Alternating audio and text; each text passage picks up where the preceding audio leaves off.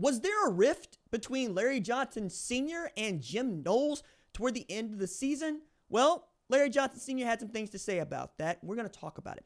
What's up, kinfolk? It's RJ Young. I am not on a step mill. If this is your first time watching the #1 college football show, welcome. Thank you for joining us here. We talk college football year round. And one of the things that I have been interested in is the palace intrigue that is going on at Ohio State, right? It is the biggest fan base in the country. They are the defending national champions, and they have to regroup after playing the longest season in their history, in college football history, and having ran the table through the month of December to win the national championship. Now you're going into a year of transition while you got the trophy. You have given a raise to Ryan Day to $12.5 million annually. You have elevated Brian Hartline from wide receiver coach to not just offensive coordinator in name, but offensive coordinator in play calling as well. You have a new offensive line coach in Tyler Bowen, with Justin Fry choosing to join the Arizona Cardinals. You have promoted Keenan Bailey to co-offensive coordinator. You have promoted Matt Guerrieri to pass game coordinator and asked him to continue to coach the safeties. You have Tim Walton, who is one of the 7-figure position coaches in college football, promoted to co-defensive coordinator. You've added Matt Patricia from the NFL ranks to call your defense, with Jim Knowles choosing to go to Penn State. It's a lot, right? And if you really draw it out, you're going to change on the personnel as well. You're going to have a new quarterback, Julian Sam, we think, but it could be Tavian St. Clair. It could be Lincoln Kicking Holtz. Don't think it will be, but it could be. You're going to have two different bell cow backs in what we think is going to be C.J. Donaldson and James Peoples. You're losing Emeka Ibuka, but you're going to keep Jeremiah Smith, Carnell Tate, Brandon Ennis. The top 3 wide receivers at Ohio State usually play 600 snaps in a game. And you're going to have to turn over your defensive line with JT Tuimoloau, Jack Sawyer being gone, and you dropping down C.J. Hicks from inside linebacker to edge. All while you're leaning on Ryan Day to get this thing right. And I think one of the ways that we could see he got this thing right was just how much he chooses to trust Larry Johnson Sr. I know that most Buckeye fans know this already, but Larry Johnson Sr. is beloved for Ohio State. And when Ryan Day couldn't coach a game due to COVID, the guy that he had be the interim was Larry Johnson Sr., who is one of the greatest defensive line coaches of all time. Just check his resume and check the players. So it was interesting to hear last year that there was something of a rift between Jim Knowles and Larry Johnson Sr., particularly after Oregon put up 32 on their defense, and Nick Saban goes on College Game Day to tell anybody that would listen, this defense is predictable and there's nothing to it, and you don't blitz the quarterback. How do you expect to win here if you're going to let Dylan Gabriel sit back there and pick you apart? You don't stunt. You don't send people. Be a little bit more disguised in what you want to do.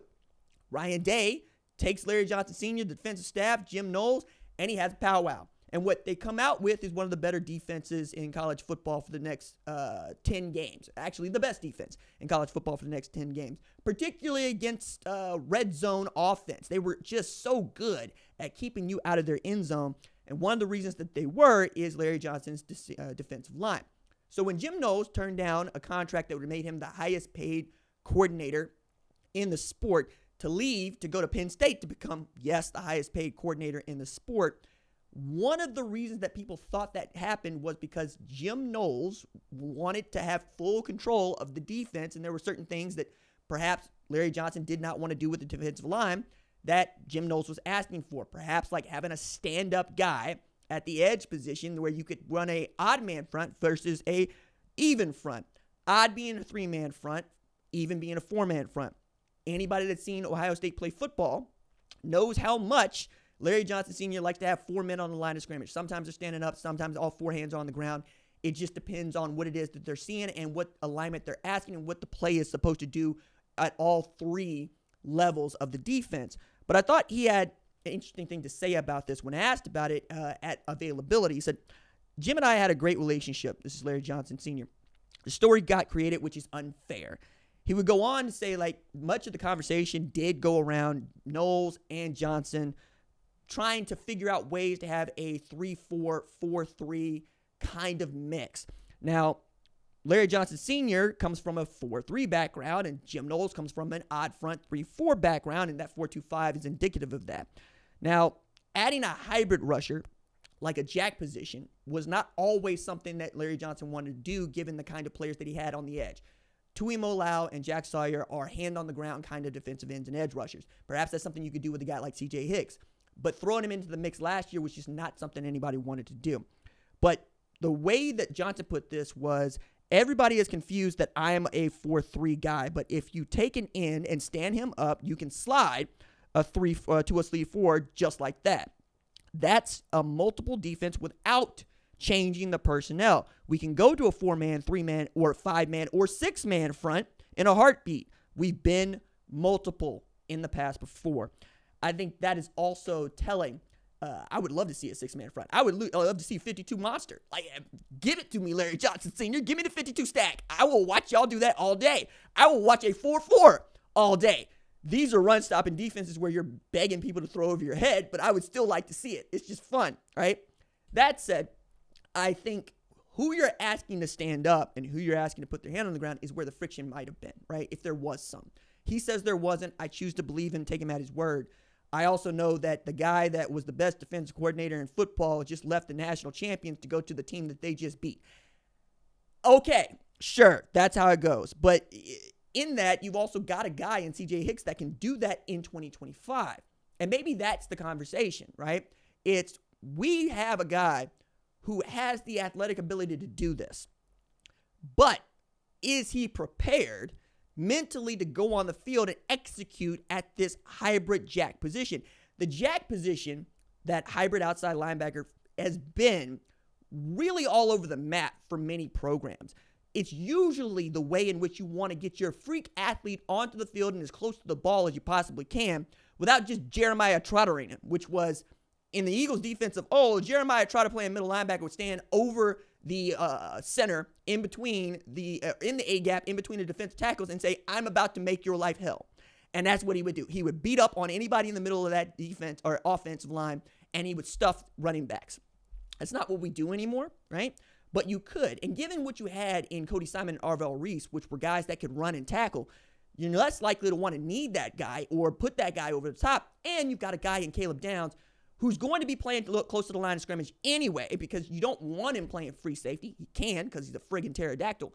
But you would be enticing teams to throw away from him, which is say, we're just not going to throw deep. We're going to go under. And you don't give pass rushers any opportunity to work if quick game is what people are using to beat you. There's a lot of philosophy here, I think, is at work, especially given the kinds of teams you're going to see. So what you want was something that creates conflict for the offense. Make the quarterback make a decision where he has to split the baby. Nobody ever wants to split the baby. You want the whole baby, right? Or you want to give the baby away. You don't want to split the baby. Nobody wants those problems. But I think in as far as Jim Knowles and Larry Johnson Sr. are concerned, he wrapped it up this way. He said, we had a really good conversation, and there was never a moment where we were like, hey, I don't want a 3-4. This is Larry Johnson Sr. Never that. It was, what's the best fit for our players? That was always the conversation. There was no conflict. Again, I choose to believe him. I also know what Larry Johnson Sr.'s pedigree is, and I know what he means to Ohio State football and what he means to Ryan Day. Of the assistants on that staff, he is the only guy that I believe everybody had been pulling for to be either defense coordinator or head coach somewhere, if that's what he wanted, right? Brian Hartline has come along and really taken over in that way. People want him to be the next head coach at Ohio State if and when it becomes time for Ryan Day to perhaps go on, but that doesn't seem like it's anywhere in the future. It might be just as simple as Brian Hartline does what Brent Venables did at Clemson, what Kirby Smart did at Alabama, until such time as the job that he actually wants comes open. But I thought Larry Johnson Sr. being able to speak on this was going to be helpful for all of us as we better understand not just what happened in 2024 between he and Jim Knowles, but what you can expect from Larry Johnson Sr.'s defensive line in 2025.